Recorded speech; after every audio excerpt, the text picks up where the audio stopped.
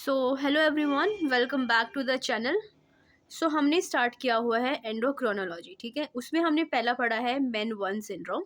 आज हम करेंगे main 2 syndrome. Main 2 syndrome 2 parts में कैटेगराइज है, मेन 2A और मेन 2B। अभी हम करेंगे मेन 2A सिंड्रोम। इसको सिपल सिंड्रोम भी बोलते हैं। MEN 2A is also known as Sipple syndrome.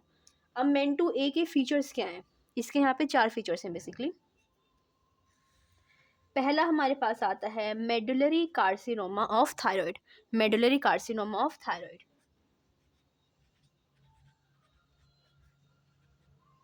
Medullary carcinoma of thyroid.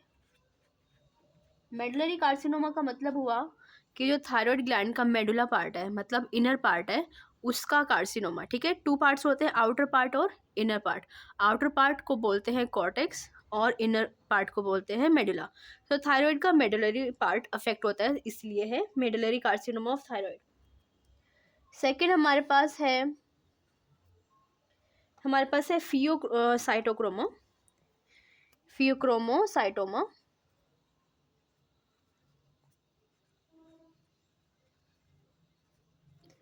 Pheochromocytoma ये क्या होता है? ये होता है एड्रिनल ग्लैंड का मेडुलरी ट्यूमर, ठीक है। ये होता है एड्रिनल ग्लैंड का मेडुलरी ट्यूमर।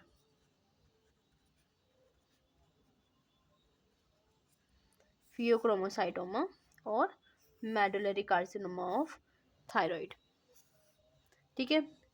फिर हमारे पास आता है पैराथायरॉइड का ट्यूमर।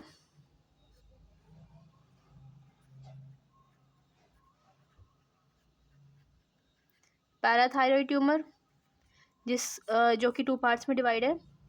ये है हमारे पास एडेनोमा और है हाइपरप्लेसिया, ठीक है। हाइपरप्लेसिया। एडेनोमा क्या होता है? एडेनोमा एक ट्यूमर होता है, बट ये कैंसर नहीं होता। ये ग्रो करता है एपिथेलियल सेल्स पे।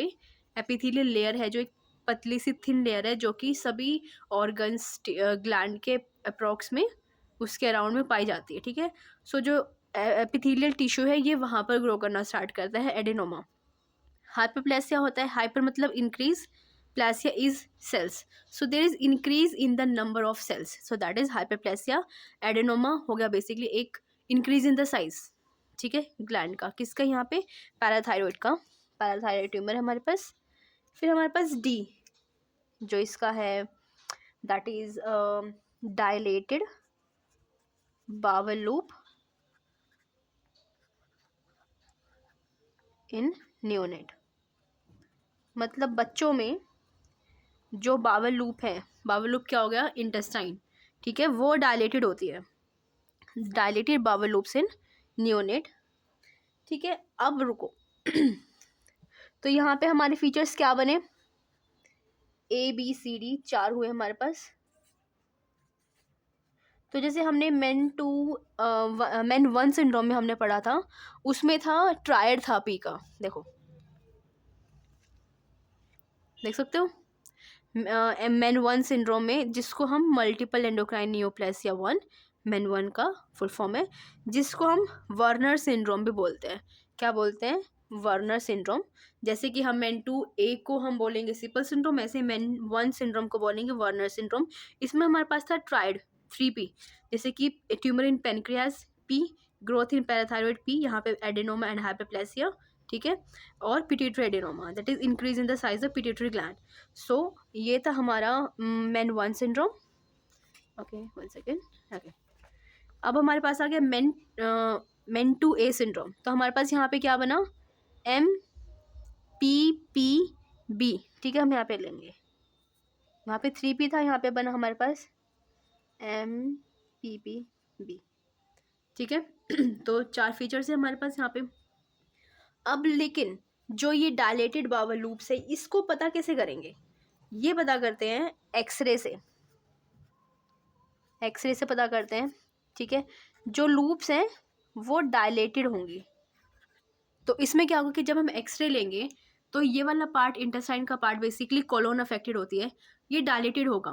तो इसमें क्या होगा कि जो स्टूल है वो ईजिली पास नहीं हो सकता, जिसकी वजह से यहाँ पे हमारे पास ब्लैक फाइंडिंग्स मिलेंगी। ठीक है, वो क्या होता है, ट्रैप्ड एयर्स, ट्रैप्ड एयर। ठीक है, वो एक्सरे से हमें पता चलेगा। अब इस कंडीशन में क्या होता है, दो सिचुएशंस क्रिएट हो सकती हैं बच्चों में। कौन कौन सी?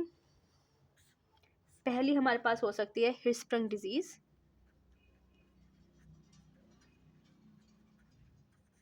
हिर्स्प्रंग्स डिजीज। दूसरी हमारे पास होता है अमाइलोसिस,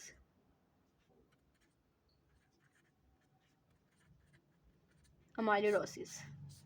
ठीक है, अब हम इन दोनों को करेंगे कि ये दोनों एग्जैक्टली हैं क्या। तो जो हिर्स्प्रंग डिजीज़ है इसको हम क्या बोलते हैं, कंजेनिटल मेगा कोलोन बोलते हैं, कंजेनिटल मेगा कोलोन। इसका मतलब होता है कि ये जो बच्चा है, ये कंडीशन है, ये उसको बाय बर्थ प्रेजेंट होगी, सो इट इज़ कंजेनिटल। कोई भी कंडीशन, कोई भी सिंड्रोम, डिजीज़ जो भी बच्चे में सिंस बर्थ प्रेजेंट होगा, जो भी डिफेक्ट बर्थ से ही प्रेजेंट होगा, उसको हम बोलते हैं कंजेनिटल। और इसमें डायलेट हो जाते हैं बावल्स, बेसिकली कौन सा, कोलोन। तो इसलिए ये मेगा, मेगा मीन्स इंक्रीज या फिर बड़ा कोलोन। तो इसमें क्या बोलेंगे हम, इसको हम बोलेंगे कंजेनिटल मेगा कोलोन।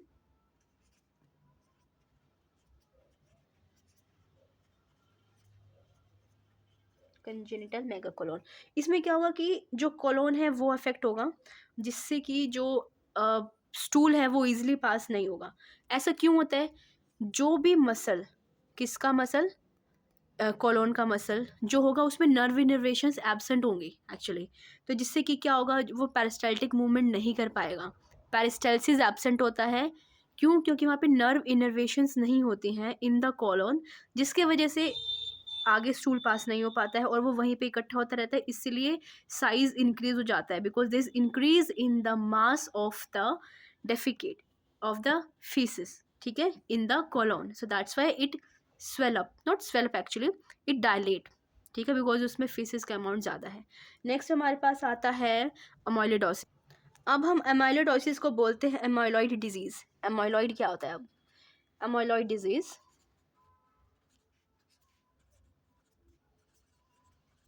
एमाइलॉइड एक प्रोटीन होता है, ठीक है, जो कि हमारा प्रोड्यूस होता है बोन मैरो में, बट ये एक एबनॉर्मल प्रोटीन होता है। ठीक है, बट इस ये क्या होता है, इस कंडीशन में वो बिल्डअप या फिर एक्यूमुलेट, इकट्ठा होना शुरू हो जाता है। कहाँ कहाँ पर? हार्ट में, किडनी में, लीवर में, अलग अलग ऑर्गन्स में इकट्ठा होना शुरू हो जाता है, जिसकी वजह से कि उनकी फंक्शनिंग अफेक्ट होती है। ठीक है, so it is like deposited in different tissues and organs. It is an abnormal protein produced by the bone marrow. ठीक है, so these are two conditions and they both are the congenital one. The child is having it since birth. Okay, तो अब जो हमारे पास patient आएगा उसकी जो chief complaints होंगी क्या होंगी? चीफ कंप्लेंट्स क्या क्या होंगी? Abdominal distension, abdominal distension. Distension क्यों होगा? Because there is dilated bowel loops, so abdomen distend हो जाएगा। नेक्स्ट कंडीशन, नेक्स्ट उसकी कंप्लेन होगी mass in neck. Mass in neck क्यों? Because it is growing, growing क्या? Growing parathyroid tumour. ठीक है, पैराथायरॉयड वहाँ पे इंक्रीज कर रहा है। ठीक है, और थायराइड का भी carcinoma, so medullary carcinoma of thyroid and parathyroid tumor, it is like they are present in the neck, so that's why there is increase in the mass of the neck, so it is growing. So हमारे पास एक condition आई है हमारे पास यहाँ पे phaeochromocytoma. Phaeochromocytoma is the adrenal gland medullary tumour. अब उसका हमारे पास कंडीशन देखो, हम यहाँ पे सीधा ही भी लिख देते हैं। ओके, इसके साथ क्या क्या कंडीशंस आएंगी? स्वेटिंग, palpitations, sweating, palpitations और episodic hypertension, hypertension that is HTN। ऐसा क्यों होगा? बिकॉज जो हमारा एड्रिनल ग्लैंड है, मेड्यूला पार्ट है, वो क्या प्रोड्यूस करता है? उसके पास होते हैं एपिथीलियम, सॉरी कैटेकोलामाइंस। कैटेकोलामाइंस क्या क्या प्रोड्यूस करते हैं? एपिनेफ्रिन और नॉर एपिनेफ्रिन। इन दोनों का फंक्शन किस में होता है? ऑटोनॉमिक नर्वस सिस्टम में जिसके कौन कौन से पार्ट है, पैरासिम्पथेटिक पार्ट और लाइक सिंपथेटिक पार्ट, ठीक है। सो ऑटोनॉमिक नर्वस सिस्टम जब इनिशिएट होता है, स्टिमुलेट होता है, तो उसमें इंक्रीज एक्टिवेट हो जाता है मेडुला पार्ट में, ठीक है, एपिनेफ्रिन और नॉन एपिनेफ्रिन, जिसको हम कंबाइंडली बोलते हैं कैटेकोलामाइंस। सो जब इसमें ट्यूमर होगा सो कैटेकोलामाइंस का अमाउंट इंक्रीज हो जाएगा, एक्सेस हो जाएगा, जिसकी वजह से ऑटोनॉमिक नर्वस सिस्टम ज़्यादा होगा, जिसकी वजह से स्वेटिंग, पैल्पिटेशंस और एपिसोडिक हाइपरटेंशन कोज होगा। अब हमारे पास जैसे कि हम कंप्लेंट्स देखेंगे जो कि रिलेटेड होगी पैराथायरॉइड से। कौन कौन सी? एब्डोमिनल ग्रोन्स, मतलब एब्डोमिनल पेन, साइकेट्रिक मोन्स,